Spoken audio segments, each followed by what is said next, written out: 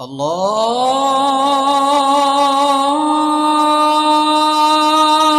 अकबर अल्लाहु अकबर। अऊज़ु बिल्लाहि मिनश शैतानिर रजीम। बिस्मिल्लाहिर रहमानिर रहीम।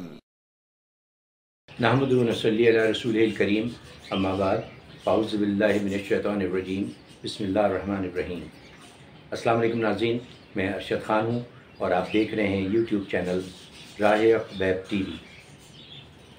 नाज़रीन, आज दो बहुत अहम मसाइल की तरफ आपकी तवज्जो मबज़ूल कराना चाहता हूँ।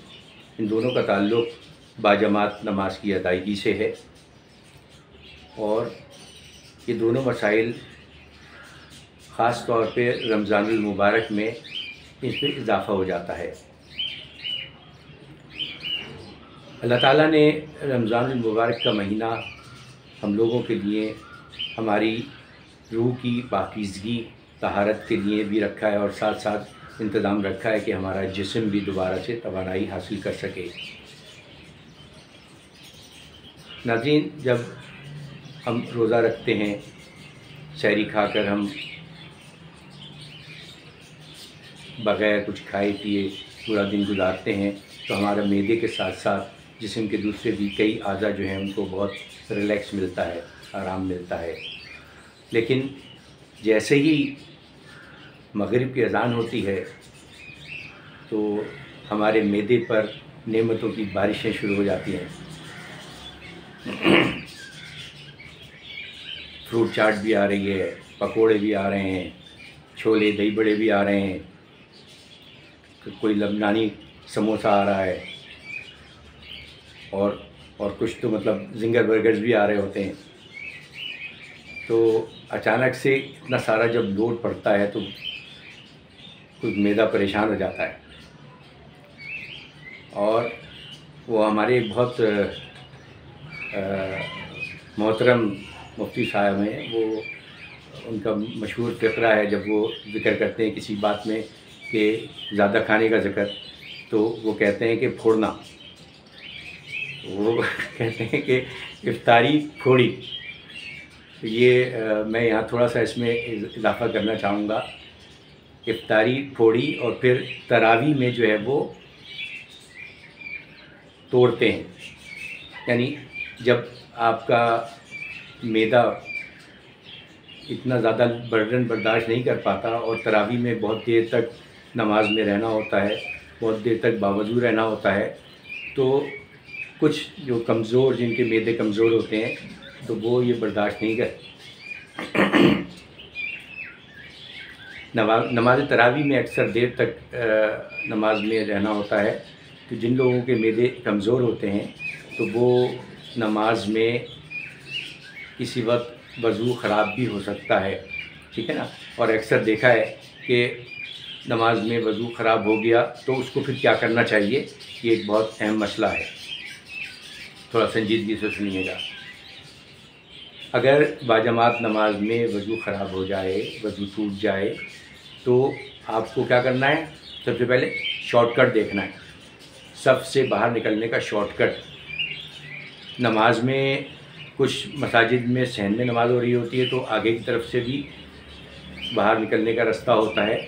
अगर वो रास्ता शॉर्ट है तो आपको वो रास्ता लेना है, और अगर ऐसा नहीं है तो आपको बिल्कुल अबाउट टर्न हो जाना है, पीठ काबे की तरफ कर लेनी है और फिर नमाजियों के दरमियान में से बाहर निकलना है।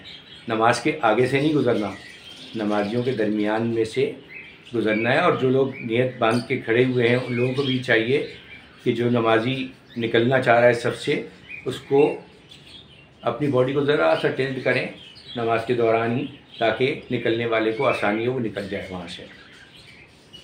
उसको बाहर निकलना होगा, बाहर निकल के वो दोबारा वज़ू करेगा और वज़ू करके दोबारा फिर जमात में शामिल हो जाएगा।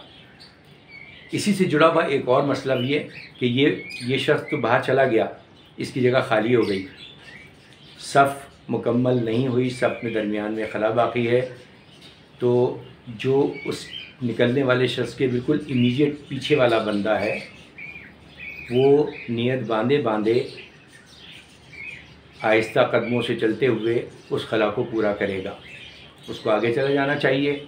अक्सर ही देखा गया है कि लोग, ज़ाहिर है ये मसाइल इनका इल्म नहीं होता, तो वो अपनी जगह खड़े रहते हैं और सब दरमियान में से खाली खला रह जाता है, जो कि मुनासिब नहीं है, गलत है।